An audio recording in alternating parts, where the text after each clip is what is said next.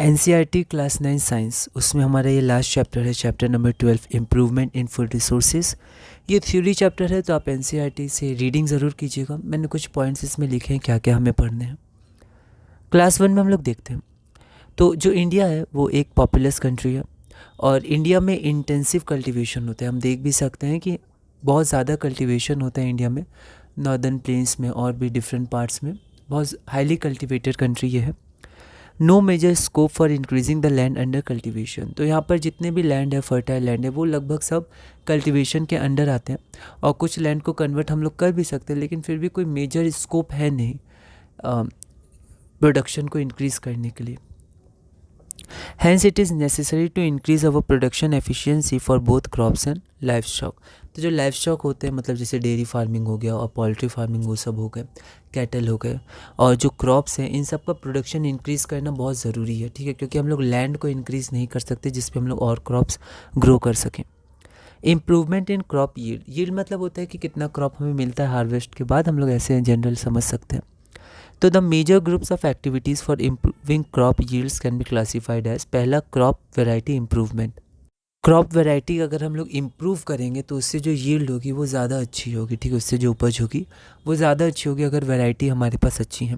Crop production improvement, crop का production अगर हम लोग इम्प्रूव कर पाए, और क्रॉप प्रोडक्शन का मैनेजमेंट अगर हम लोग मैनेज कर पाए, तो इन सब से हमारी जो यील्ड होगी वो बहुत ही अच्छी होगी। क्रॉप वैरायटी इंप्रूवमेंट में देखते हैं कि क्रॉप वैरायटी गुड यील्ड, तो जितनी अच्छी वैरायटी होगी उतनी ज़्यादा हमें हार्वेस्ट मिलेगा, उतनी अच्छी यील्ड होगी। ब्रीडिंग, तो इसके लिए हम लोग ब्रीडिंग भी कर सकते हैं। Disease resistance, response to fertiliser, product quality, high yields, इन सब के लिए ब्रीडिंग भी की जाती है। हाइब्रिडाइजेशन, हाइब्रिडाइजेशन होता है crossing between genetically dissimilar plants. तो जीन्स, जेनेटिक, ये सब आपको हायर क्लासेस में पढ़नी है। अगर आगे ये साइंस लेते हैं, एग्रीकल्चरल इंजीनियरिंग या फार्मिंग में आप आगे बढ़ते हैं इंजीनियरिंग में, तो आपको इन सब को बहुत डिटेल में पढ़ना है, पर अभी बस हम लोग को बहुत ही बेसिक में जानना है। तो हाइब्रिडाइजेशन होता है जिनके जीन्स अलग अलग होते हैं जिन प्लांट्स के, तो उनके बीच क्रॉसिंग होती है। अब क्रॉसिंग कैसे हो सकती है? इंटर वेराइटल हो सकती है, डिफरेंट वेराइटीज़ के बीच। इंटर स्पेसिफिक हो सकती है, मतलब species of the same genus. Genus क्या होता है, ये सबको क्लास 11th बायो में आपको थोड़ा बहुत पढ़ना है चैप्टर 1 में, और उसके आगे फिर कंटिन्यू करेंगे तो और डेप्थ में। ये सब बहुत ही एडवांस टॉपिक्स हैं, मतलब इसको और डेप्थ में हम लोग आगे स्टडी करते हैं ना, इस लेवल पे नहीं। इंटर जेनरिक मतलब जो डिफरेंट जेनरा होता है, इन सब के अनुसार क्रॉसिंग हो सकती है। फिर जेनेटिकली मॉडिफाइड क्रॉप्स क्या होते हैं? तो introducing a gene that would provide the desired characteristics. तो हमें जैसे भी कैरेक्टरिस्टिक चाहिए उसके अनुसार अगर हम लोग एक जीन इंट्रोड्यूस करें तो हमें वैसी उपज मिल जाएगी। डिफरेंट क्रॉप्स रिक्वायर, तो अलग अलग जो क्रॉप्स होते हैं वो अलग अलग चीज़ें रिक्वायर करते हैं उगने के लिए, जैसे different climatic conditions, different temperatures, different photo periods. Photo का एक अर्थ होता है लाइट, जैसे फोटोसिंथेसिस, लाइट के द्वारा जो सिंथेसिस होती है, वैसे फोटो पीरियड्स मतलब ड्यूरेशन ऑफ सनलाइट्स। अलग अलग क्रॉप्स को अलग अलग ड्यूरेशन ऑफ सनलाइट चाहिए for their growth and completion of life cycle. उसके बाद factors for which variety improvement is done. तो वैरायटी जो इंप्रूवमेंट होती है उसके लिए हमें क्या क्या फैक्टर्स चाहिए होते हैं, क्या क्या फैक्टर्स इंपॉर्टेंट है। पहला हायर यील्ड, तो हमें हायर यील्ड चाहिए। इम्प्रूव क्वालिटी चाहिए, बायोटिक एंड अबायोटिक रेजिस्टेंस चाहिए। Change in maturity, duration, wider adaptability, desirable agronomic characteristics, ठीक है। तो ये हमारे पास ये फैक्टर्स हो गए हमारे पास, और इसके बारे में और डिटेल में दिया हुआ है थोड़ा बहुत एनसीईआरटी में, आप वहाँ से रीडिंग कर लीजिएगा। तो क्रॉप प्रोडक्शन मैनेजमेंट, ये बेसिकली मनी और फाइनेंशियल कंडीशन होते हैं जिसके अनुसार अलग अलग किसान अलग अलग वेज को चूज़ करते हैं कैसे उन्हें प्रोडक्शन करना है। तो एक होता है नो कॉस्ट प्रोडक्शन, एक होता है लो कॉस्ट प्रोडक्शन, और एक होता है हाई कॉस्ट प्रोडक्शन। उसके बाद न्यूट्रिएंट मैनेजमेंट आते हैं तो प्लांट्स को डिफरेंट न्यूट्रिएंट चाहिए होता है। जैसे सोर्स हमारे पास एयर है, वाटर है, तो एयर से कार्बन और ऑक्सीजन मिलता है, वाटर से हाइड्रोजन और ऑक्सीजन मिलता है। उसी प्रकार सॉइल से हमारे पास दो तरह के न्यूट्रिएंट्स मिलते हैं, एक मैक्रो न्यूट्रिएंट्स होते हैं और एक माइक्रो न्यूट्रिएंट्स होते हैं। मैक्रो न्यूट्रिएंट्स में नाइट्रोजन होता है, फास्फोरस होता है, पोटेशियम होता है, कैल्शियम होता है, मैग्नीशियम और सल्फर होता है। उसी तरह माइक्रो न्यूट्रिएंट्स में आयरन होता है, मैंगनीज होता है, बोरॉन होता है, जिंक होता है, कॉपर होता है, मोलिब्डेनम, ये हो गया Mb, और ये हमारे पास क्लोरीन Cl होता है। उसके बाद अगला हमारे पास क्या है, तो मैन्योर। तो मैन्योर क्या होते हैं, वो होते हैं ऑर्गेनिक फर्टिलाइज़र। जो फर्टिलाइज़र्स होते हैं वो, मतलब ऑर्गेनिक फर्टिलाइज़र्स या ऑर्गेनिक मैटर हम लोग कह सकते हैं। फर्टिलाइज़र्स आर्टिफिशियल होते हैं जो इंडस्ट्रीज़ में मैन्युफैक्चर होते हैं, लेकिन मैन्योर्स हम लोग को नेचुरल रिसोर्सेज से मिल जाते हैं, नेचर से। तो लार्ज क्वांटिटीज़ ऑफ इसमें ऑर्गेनिक मैटर्स होता है, लेकिन जो न्यूट्रिएंट्स होते हैं वो थोड़े कम होते हैं। तो it supplies small quantities of nutrients to the soil.